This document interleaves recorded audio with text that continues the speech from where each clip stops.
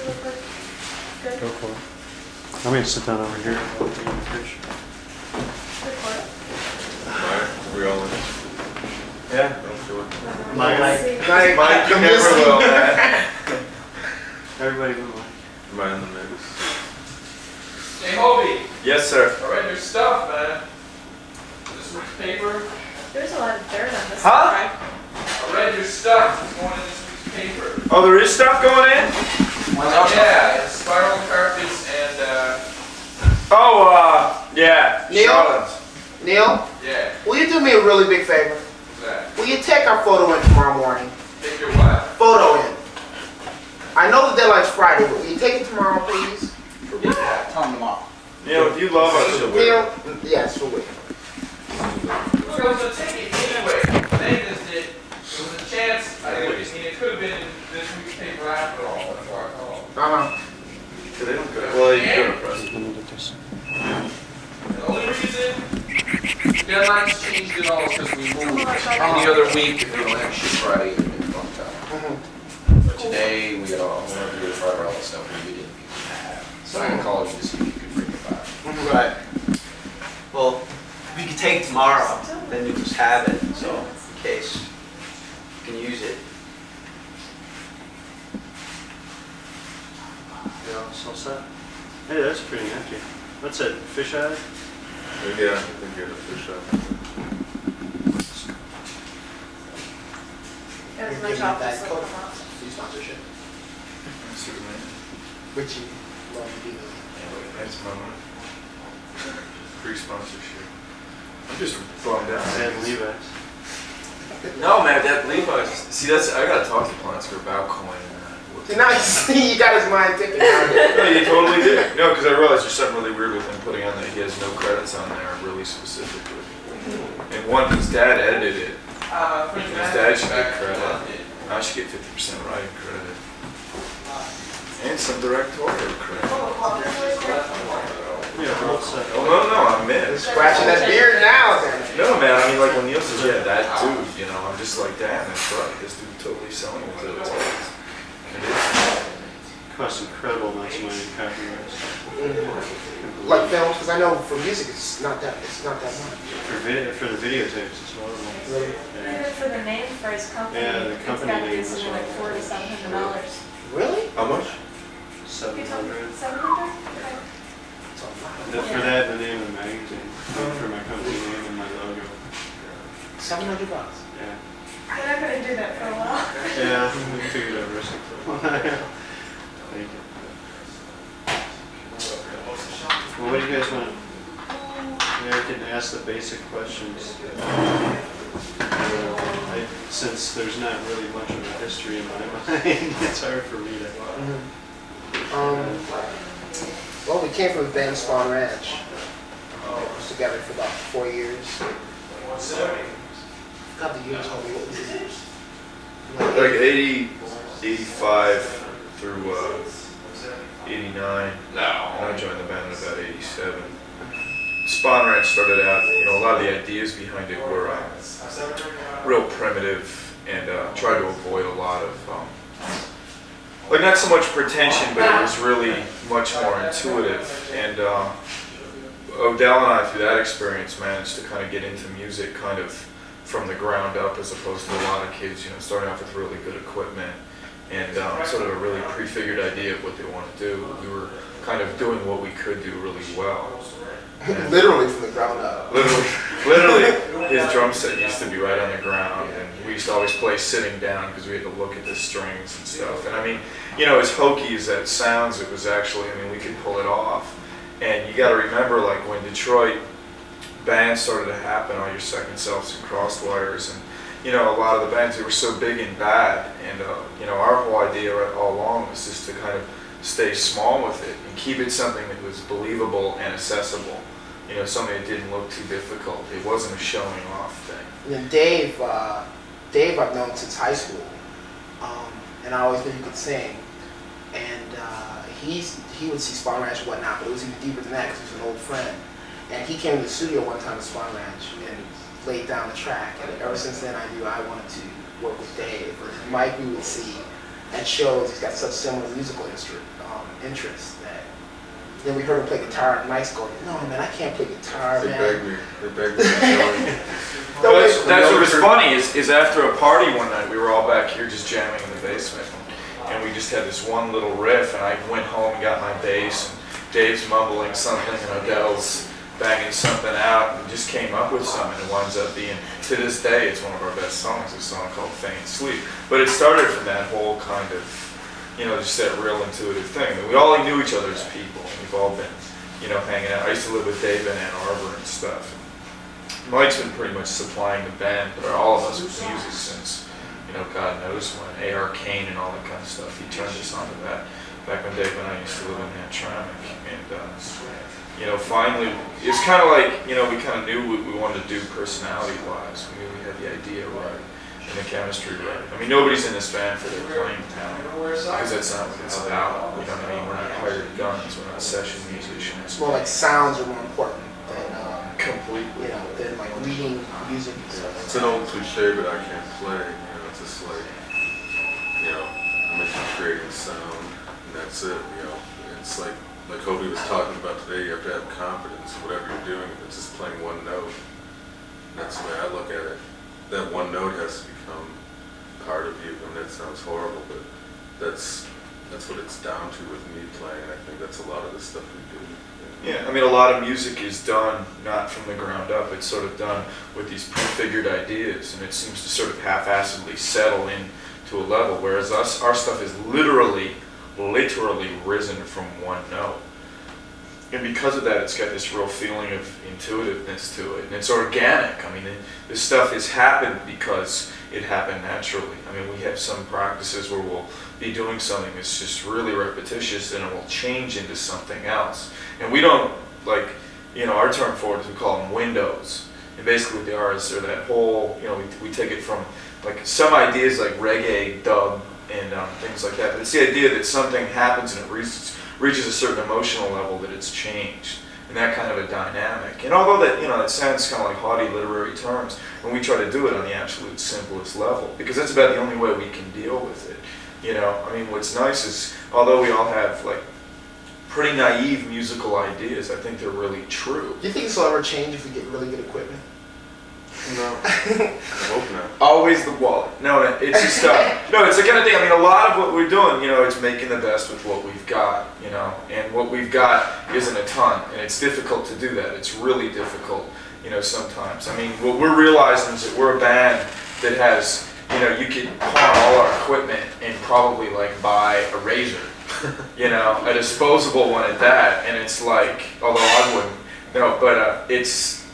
I mean, we've never been about sort of this whole big idea. But what's tripped out is we played a show at Ypsilanti, Eastern Michigan, and your brother, as a matter of fact, said that he sounded coming out of that little amp, he sounded like 3 guitars and a keyboard in the background or something like that.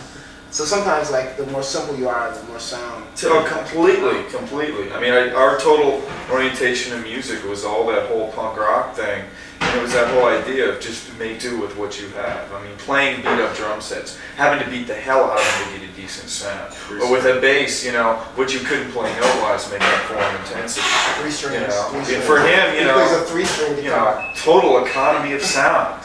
And it's just you go with what you know, and that's about. What we know is staying real simple with stuff. I mean, that way when you stay real simple with something, when you do come up with something, it really shines through for what it is. It's a real achievement, and I think if music's going to be accessible, it's something you need to be able to follow, If it's going to change, if it's going to grow, you have to be able to see that, And that's the thing, our ideas, they're really down to earth. What's the man of few words have to say here? Dave, the singer. So what? About what we're talking about. By the way, pass your smoke. Should we all introduce ourselves? God, no. We just think we jam, pretty much. I don't know. You have to come and see the shows. We come into your town. Well, see, that's something else too, man. It's like Dave's lyrics and stuff are we get into sort of this idea that you can't ever be too naive, but the whole idea is that something has to feel fresh.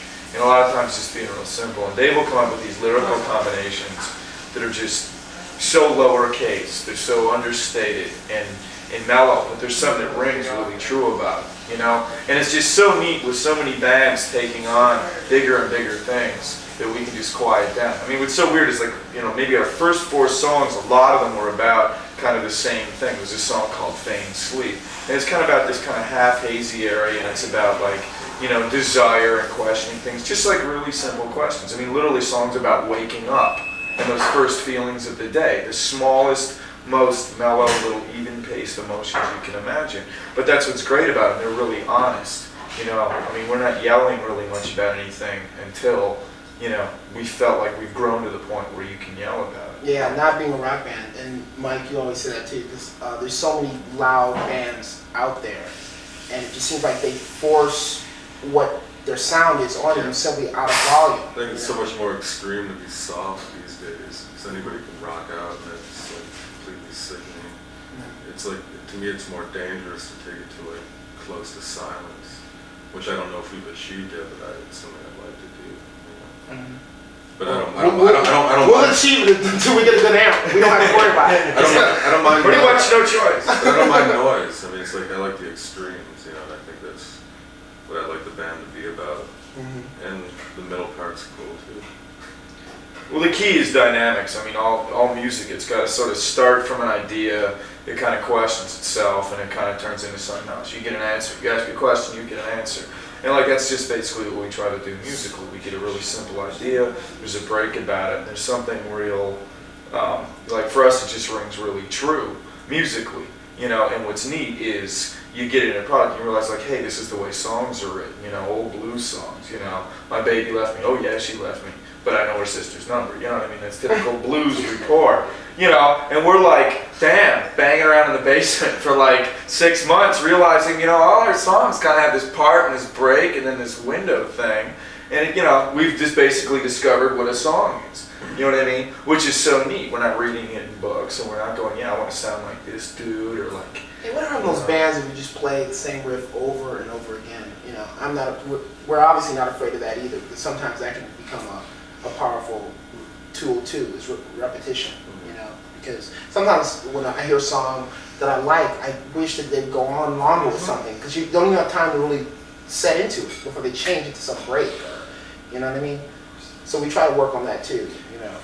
Yeah, the idea is that you can't really ever musically, you know, understate what you're doing. I mean, we're not doing something that's like, there's a lot of really good quality, really big, loud, brash music that just slaps you around. And yeah, it's real easy to get a reaction. You smack somebody, they're gonna bruise.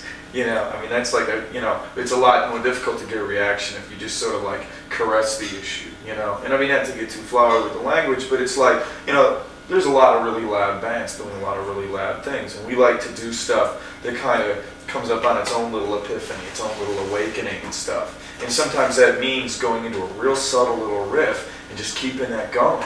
But the thing is it changes, it gets into like this drone, it becomes sort of meditational. You know, like a lot of reggae, it just keeps repeating and repeating, but eventually the effects and stuff, it becomes something else. And I think Mike's tuning has a lot to do with that too, because we don't use standard tuning on this 3-string guitar. We have 2 guitars, a 6-string and a 3-string. And I still don't know how you guys figure the tuning out with that, but somehow you guys... So he brought it to practice. He brought it to practice just with something that naturally had fallen into. And he didn't know what it was. And it took me about 2 practices to figure out what it was. And so that's the only way we can retune it. And it's just a totally off tuning. It's not even a chord. I still don't think it's the way it was when I first brought it. It's close enough. It's close enough. It's crucial when I first brought it. You ruined it. So you guys would say you worked in layers then? Something of that nature?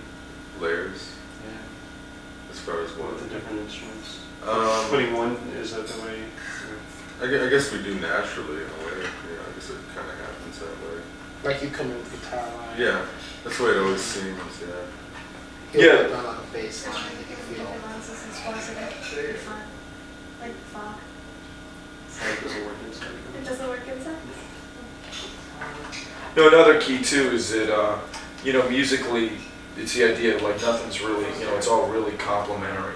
I mean, a lot of times, like the guitar will go for more of a textural element, or it'll sort of just answer what's going on vocally and stuff. And with that, I mean, this stuff it's a lot more sort of ponderous. It's not as obvious as a lot of music, just because it's simple. And when I say it's not obvious, I mean, it just isn't this huge brash element. But what's cool is when we do something that's kind of like, you know, approaches rock or something, is it really stands out. You know what I mean? I mean, you go through a half hour screaming. If you scream a little more after that half hour, you know, who cares? You know, you've been hearing it the whole time. Oh, let's talk about your stripping on stage. What about Let's that? get to that. Hope's a man who starts off with a whole outfit, and by the end of the show, he's got nothing on. Could you explain that? Just, duh. I'm left-handed. Okay, dig this. See, I've got these big-ass sleeves, and I'm playing this left-handed bass. There's all these knobs, and this is going boom, and my volume's going this, and my tone's doing that. And so I'm like, well... And so I don't want to look like some disco prick by going, you know, hi. So I take off my shirt, and then you start sweating and stuff, and you just get into it, man. That's pretty much it, you know. Get a problem with that? You know? Obviously not, Holmes. Yeah, okay, pal. Okay. By the way, I'm Odell Niles. Introduce You can yourself. do that. That would be funny. Go ahead. Hold on a second. You're gonna call It's yourself just a crack up. I know I can't even pay attention to what people are saying. Okay. This is the view we're talking about. The what? The back view, you're right. Yeah. Is there a part where is Jody in this? He's right there, little powwow. Yeah, you're not in there either. Okay. Let's start with Michael. Why do I have to start? I don't know. Run that in. You give me a break. Hi, low self-esteem. My name is Michael. Why do I have to start? I just want to react off what the others say and do parodies of what they've said. Just introduce yourself. My name is Michael Siegel. I play guitar with Majesty Crush. Let's see. You brought Dave. Should I reiterate what we said? This is Mike's favorite toy. Show This is my toy. You collect it. Yeah, kind of. Whenever I find something I like. I think it's cute, it's positive, it's smiling. I like it. Mike Siegel, guitarist, Majesty Crush, play a 3-string and a 6-string. Joined the band early '90. Let's see. Could be about it. That's probably it. I write most of the songs, the others follow.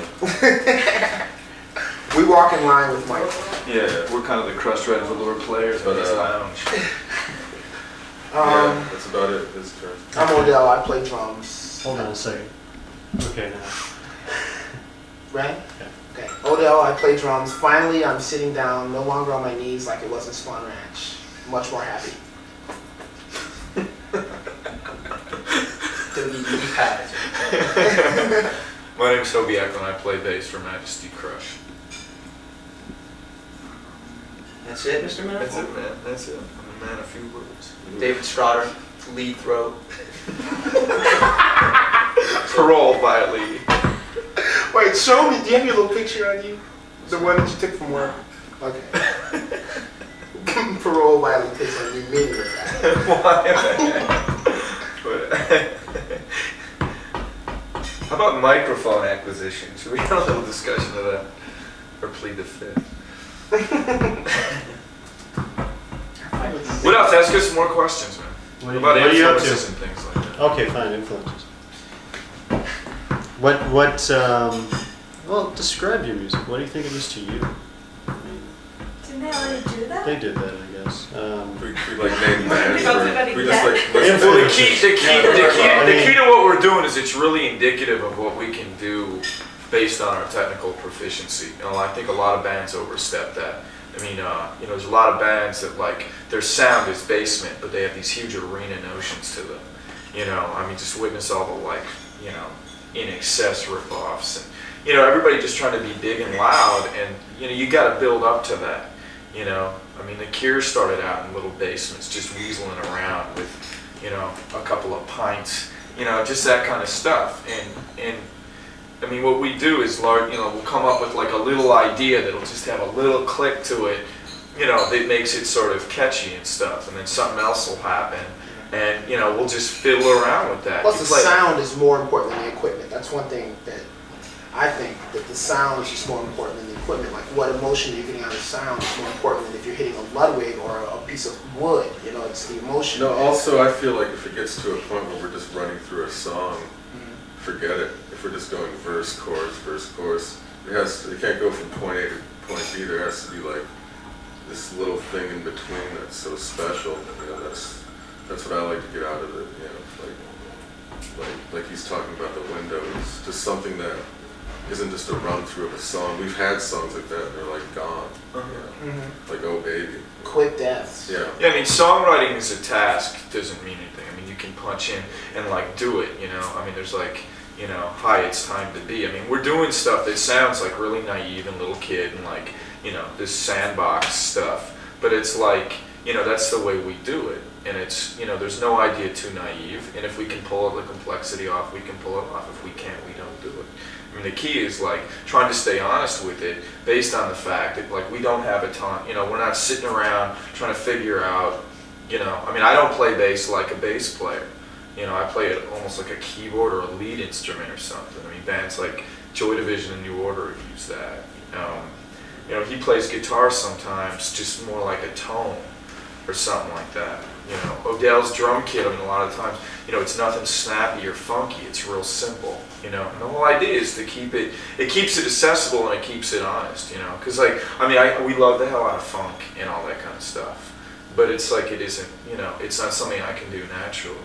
You know, I like tribal rhythms a lot. Yeah, I mean, the whole idea is like, you know, this stuff is more of a, you know, people coming together and kind of this lowest common denominator thing, this rhythm idea and stuff, you know, and it's kind of, you know, it's ambiguous sometimes, but I mean, that's another way of saying it's just unfettered, you know, it's just not all that complicated, you know, and it builds something that just, it might not be that obvious, but that doesn't mean it isn't there, you know, and to me, that's a whole lot more honest.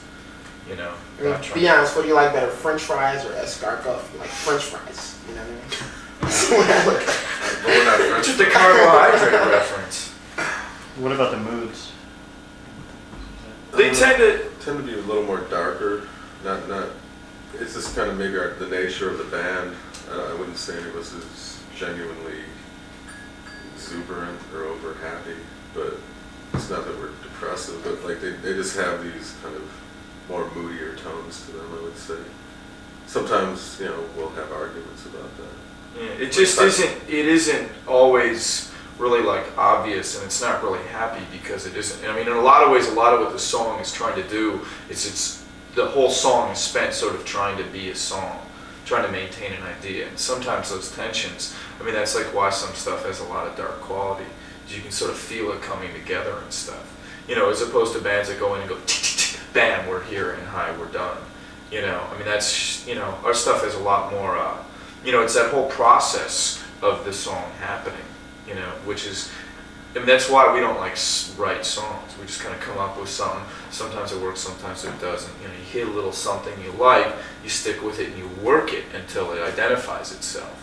You know, and that's the whole point. I mean, like our songs sometimes take the whole song to really sort of become itself. But that's all, you know, that's okay. I mean, we're not songwriting. We're just sort of hanging out with instruments. Sound sculpture or something. Totally.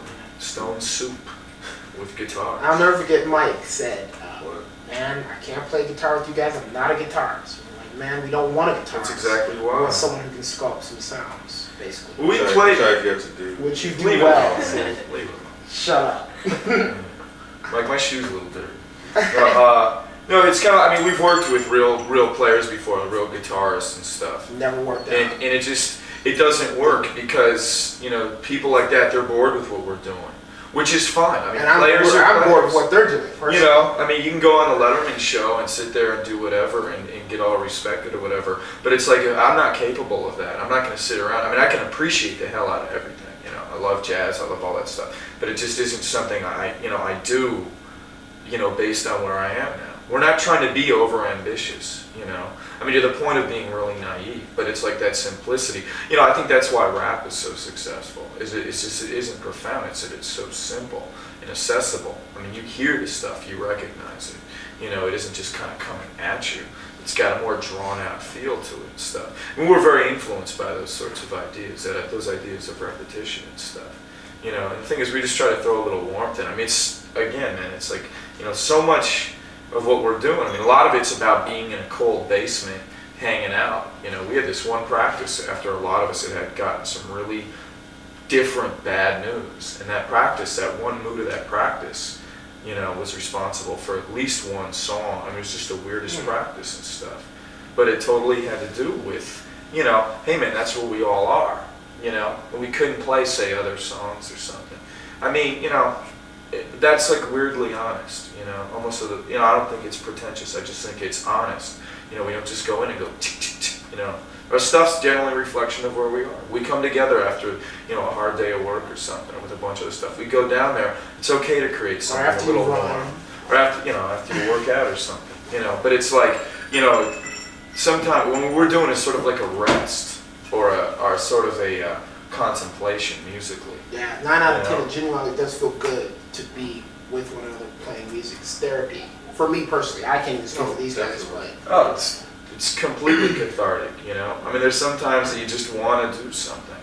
You spend the whole day thinking, man, I can't wait to jam this tune, and it's just a real release. Anything you do that you're good at, that you really feel it, you know what I mean? I mean, you might not, you can only draw a certain way, but when you draw, that feeling you get, and you keep going back to it.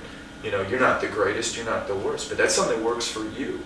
That's all you can be, is that honest, you know what I mean? And, our deal is we try to do that. It's that simple. Have you ever had a problem with audiences because you're not just, like you were saying, because of the moods? Not yet. Well, what is strange is that despite all this sort of hippie trippiness with which we're describing it, live we come off really pretty direct. Live it takes on a whole different quality because, one, Dave, we don't really have that sophisticated a PA system where Dave can really hear what he's doing. So when he can, there's a lot more room to play. And the thing is, down in the basement, it's real small, and then when you pull it out live, there's a lot more room for getting bigger and stuff. I remember the first time I heard Dave, as a matter of fact, our first large show. It surprised me because I never had heard him on a good system, and I didn't realize how good he actually sang. And I'll never forget that because I was like, okay, can Dave actually sing here? And we hear him in the basement. Yeah, I mean, sounds okay. Sounds like an AM radio and a truck under. But have you ever had problems with audiences? Not yet. No, the key is you just play the right gig. You play like where it's people that are more about appreciating what you're doing. We're not there really to entertain. We're never gonna play crew. I had a problem with a skinhead. Yeah. Threw some shit in me, but We have a show coming up where we might have with Wig, the audience. It's gonna be like an Ann Arbor hipper than thou audience. Sub pop, Showerless a birthday party, and we're gonna put our subtleties up there and we're gonna see what happens. So we're playing with Royal Trucks and Wig, and those are two kind of different things, but they're both kind of harder or whatever. Harder, more daring. Well, see, it's something that kind of bugs me. Music as it becomes more intriguing or interesting, it seems like it has to be brasher, more controversial. And there's a lot of bands doing it, and they're doing it really well, and I think that's great. But it's just like that's not where we are. We don't have. I mean, I just why. I mean, they can do it, and they're so big and bad and loud, but to me that can get one-dimensional. It's a one-trick pony. It's intense, so's eating candy bars all day, To You me, get sick of that it shit. boils down to what I listen to at home, because, sometimes, you want to get awakened and livened up, so you put on a rock record, but there's many times that I want to hear something with, it's more subtle, what I mean? At home, just think about what you listen to at home, or what I listen to. A lot of it's influenced by driving too. I mean, one of the phenomena of living in Detroit is that it's real commuter-oriented, spending a lot of time in your car. And a lot of times you're stuck in traffic, windows are all up, this incredible visual thing. In music, you can really get into it. Drive to Chicago and listen to one record and drive back, and you'll never look at that record the same. You get really into it. Kind of like old Zeppelin records, you're like, it's like reading a book, you know what I mean? The way you used to just get really into it. And I think that's a lot of our orientation. I mean, we take it, the way we've used music in our lives, it's always been sort of like as a soundtrack, as this real sort of, it's not so much a flag so much as it is a blanket, That's a good one, Hobey. Mr. Metaphor starts again. We call this guy Mr. Metaphor. I ain't no rock journalist for no how. He's always got the right words to say for the right situation, folks. Don't Don't think You I'm gotta done. use the part where he says I'm a man of few words, though. Yeah, I'm gonna keep splicing to that. Sample that. And then, as I said, Wittgenstein once mused, I'm a man of few words. I'm a man of few words. I'm a man of few. You know, I'm a man of few words. I'm a man of few words. What about influences? Personally, I mean, it goes back to punk, like Hobey said, but I've totally gotten that out of me, that whole punk thing. But like the attitude of using what you have and doing with what you have, you know, that's still there. But but like as far as influences currently, it would be like some of the more like extreme things, like for myself, like I'm into like the whole Spaceman 3 thing, you know, that type of thing. But it's not like you want to emulate them. It's just like you want to kind of take what you like and take those aspects with what you can do with it. And it's kind of like using extremes like silence and noise. And I don't know if I ever achieve it, but you know, it's something I strive for. You know, that's Silence can be just as loud as noise. That's one thing yeah. that you're pretty much done. You know. But yeah, Balance is the total. Well, a lot of key. times it just ends up in the middle, you know, and that's kind of disappointing. But but it's just, I don't know. There has to be like a total band mindset with it, you know, with something like that. Yeah, and I think one of the real keys to influences too, I mean, a lot of it's mood influences. Right. You know, like for me, my biggest influences are like driving, waking up in the morning, and like, you know, just like the real simple things, you know, like, you know, I mean, this isn't a total reference point, but like Anita Baker was on Donahue the other day, and she did this song, and just the way she goes, which is like the song's real repetitive, and her vocal just takes a little bit of a twist, you know, and it just hits you so hard, because out of this sort of monotone pop song, this voice just kind of lilts, you know, and it's got this real thing, and like those kinds of little musical epiphanies and stuff really stick with me, you know, little points where like something happens and it just changes, you know, it's that whole window idea, you know, and a lot of those experiences in life, like shit that really, it hits you and it just really affects you, you know, I mean, it's like musically, I love so much stuff that I can't even think about playing, you know what I mean, and I prefer to keep it that way, you know, because that's, you know, that's what I would buy, that's what I would listen to. You know, I mean, there's a lot of great music. You know, I love Wig, I love the Laughing Hyenas, but that stuff doesn't get anywhere near our music. It just isn't the same thing. Al You know? Green, I like Al Green a lot, and Neubaum. In a way, I It's think extreme. all of us like music so much that part of the reason we're in a band is almost that I think if you love something so much, you almost owe that something back. You know what I mean? And music's played such a big part of my life and these guys' lives that it's almost cool that we can give it back in a way. You know, you can express what you like and give it back to music, because music is so important to me. And it's kind of good not to think about other things when you make your music, because it's got to be your own. But inevitably, your influences are going to come through. But still, you can't think of what you want to sound like. But it's, people you know, will it's- tell you what you sound like. So much of it's the spirit of it, you know. I mean, like, there's little things Public Enemy will do with tone. You know, like on Fight the Power, there's this anvil sound that they mix into their drum. It just totally changes the character of it. Or like in Iggy Now I Want to Be Your Dog, there's that one little piano line. Totally changes the character of it. And we've got some stuff where like we try to put a tone in or something that just, that one little thing can just totally change what we're doing, you know. And those kind of influences, I think, play a lot. You know, if you're talking about direct musical influences, Dave, it's what's the your subtle artist, I subtle. want to hear our singers' influences. America's Most Wanted. No, I'm influenced by a lot of things, but I don't know, as far as this band is concerned, I just think that everyone has their own personal favorites, and together, you know, it's so different. So, I don't know, you just have to I think the listen to the music and you know, hopefully it'll express an emotion. You know, usually the music that I like expresses emotion, extreme emotion. You know, I love. You know, I write so far all of the lyrics, but I like people who are really expressive with their lyrics, like for example, Syd Barrett, I think, is to me the best example I could give of that. And I just can't figure out how he comes up with some of his ideas.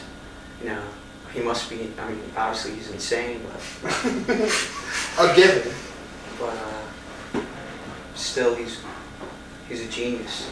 And, but I don't know, there's so many bands, there's just so much music. You just have to, you know, you like whatever you like. You know, you try not to copy anyone, you do what you know how to do. And I think that's what we do. So. Yeah, bands like The Fall are really good with that, just being really ultra simple, but being able to totally enshrine that with a sense of character. Yeah, I'm a big It's fan. just, you know, for some reason this stuff won't bore me, but it's so simple, and it is totally repetitive, but it has so much attitude behind it, it's so much character, you know, without being so obvious with it, that it really, you know, it makes for a much more satisfying product, you know, and that's... Loops. Yeah, bands like Loop, I mean, you know, that stuff that's, some of it's just so self-indulgent. I mean, Michael and I's like current favorite is this one Loop song. It's just 15 minutes of the same two notes. But god damn it, they believe it, you know? They believe those two notes. And every little change they do, they believe it. You're just listening to it driving, and then, you know, before you know it, you're doing 85 miles an hour and you're in the wrong lane, you know. But it's like, you know, when someone can do that, when somebody can believe in it that much. When someone can put you in the wrong lane, you've got to win. With my license, yeah. So we're playing with like people like Soup Dragon.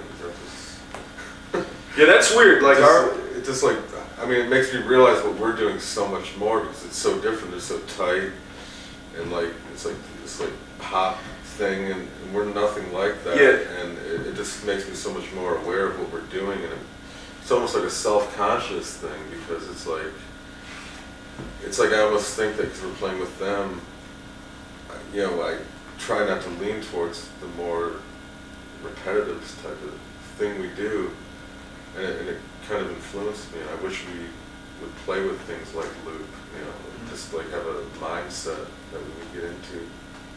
Well, me personally, as long as we're honest with what we're doing with ourselves, we can play with Lawrence Welk. Lawrence Welk. You know what I'm saying? I don't he care. wasn't dead. Right.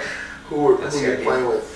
Personally, I just think that whatever mind frame you go into the show with is what you're going to do. Now, maybe the Lawrence Welk audience might not love you, but tough shit. Yeah, I mean, face it, our orientation is pop music, you know, growing up on pop music, you know what I mean? I mean, I'm not from this ultra hip family where I grew up listening to obscure jazz and Sun Ra and all this stuff. I mean, I grew up on pop music. Somewhere there's twist and shout in like probably everything I'm doing. So be it, you know what I mean?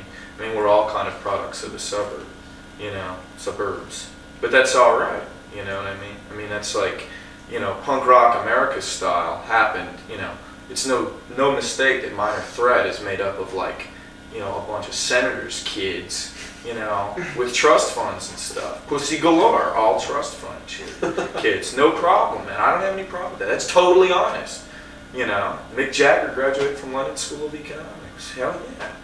You know, that stuff's it's all really honest to me. I mean, you got your college, graduated. You can still be covert. Yeah, I mean, the idea is like, you know, this is like a release, you know. But you find it's those things you do recreationally that you really think you're not taking serious. That's actually the shit that means the most to you, you know. Those hobbies and stuff that you really get into and stuff, you know. And that's kind of the deal. I mean, like for me, spending, you know, one of the things I'm doing now is journalism and just being this wordy, overeducated, you know. Which you'd never get from this interview. Kind of rambling freak, you know what I mean? But it's cool musically just to shut up and just, you know, see what's up with one or two notes. I'm just kidding, homie. It's pretty cool. Some of us host children's shows. That's right. Some of us host children's shows. But we don't get uptight about it, now do we? Channel 56. That's cool though. I Let's saw talk. you You on want to? TV. Did you? Yes. We should talk about careers, man. That would rule. Careers? I want to make it with this band. I'm an old hippie's houseboy. What do you do? You host a I children's host show? a children's show, and soon I will take those children and turn them into fans who will buy our records. Well, that's the key too. With bands like Sonic Youth getting so much push, you've got like little kids buying the end of Sonic Youth's career. Sonic Youth started out with a lot of the same ideas we did. They've got some stuff that's really subtle, repetitive. They already explored that whole territory. They're moving beyond it. But now they're getting to the point where they're attracting a much younger audience. And to see sort of the end of something, or to see it that developed, you kind of, what we're trying to do is take a lot of these ideas and make it much more accessible. Make it sort of like a ground level thing.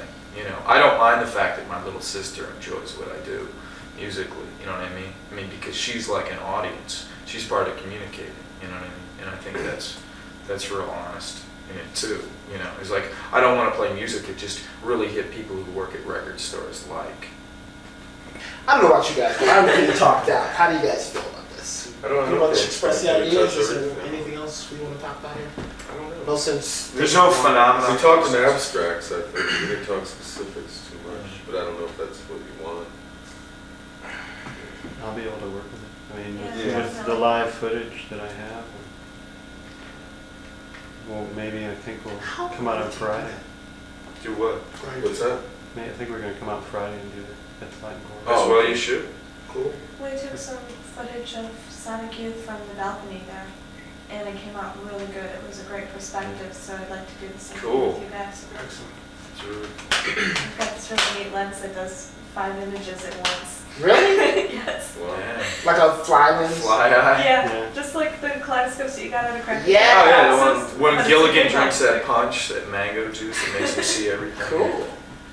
But it worked out really well with Sonic Youth, and we might use that, and maybe not. That their interview came out so bad. It's really kind of scary with a band like you that the fundamentals has a whole lot more to say and it's more intelligent Yeah. than Sonic They Youth. probably Probably just gave so. up. They're just gave up. bored with it, Bored, It's yeah. still fresh with us. I mean, that's the key. We still think it all matters. We're not tired of being, Right. we're not tired of being ourselves. Right. Yeah, which is nice.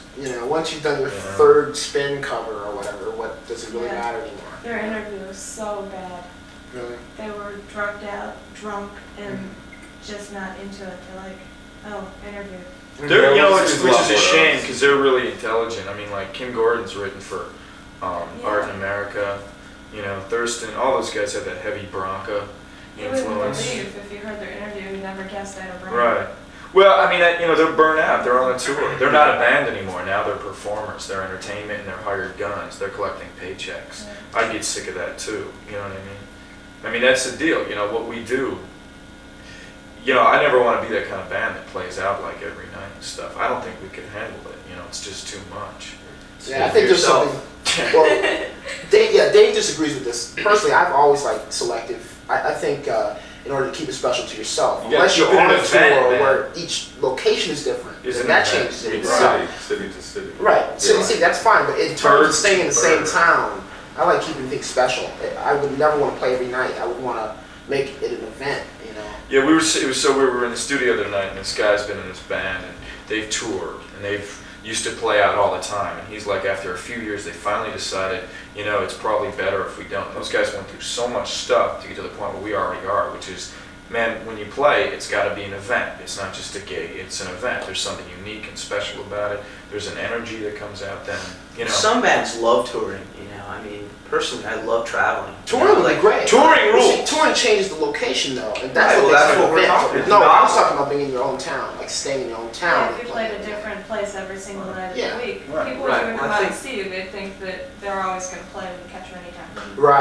Right, exactly. In your own town, I think you should make things special. Unless, let's face it, bands need money. You got to play some gigs to get some money. No, totally. Play a couple That's months, cool, yeah. I mean, that's But we'll never totally play that whole understandable. like Detroit scene, like Yeah, never like we'll two never- sets, the pubs, bar like Hamtramck specials. pubs, Yeah, that's Yeah. pizza, whatever. I mean, we usually try not to play for a whole lot. We don't more than a think half of hour. ourselves as like a local band, and I hope I'm not speaking for myself, but we don't want to be this Just speaking awful for me, local band right. that just plays gigs at these awful. I mean, local band is synonymous with like an amazing amount of just stuff that keeps you so down and keeps you there. I mean, there's a lot of talent in Detroit, but it's so into being a local band. I'm like, man, it's like you got to believe what you're doing. Is just the greatest thing since sliced bread.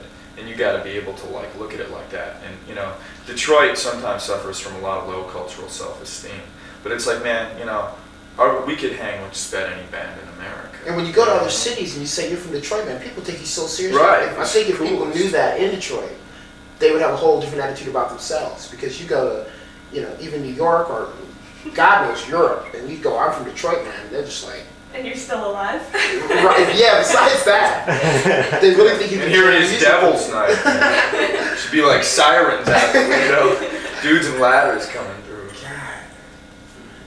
That's about it for me because I have to use the bathroom. Yeah, I do too. It's a good sword. Now that these assholes are gone, you Yeah. Now I'm we're the nucleus of this band. Can I see what that looks like through there? Yeah, it's neat. It looks really different. Here, go sit there. Oh, wow. Sit where I was sitting to make sure.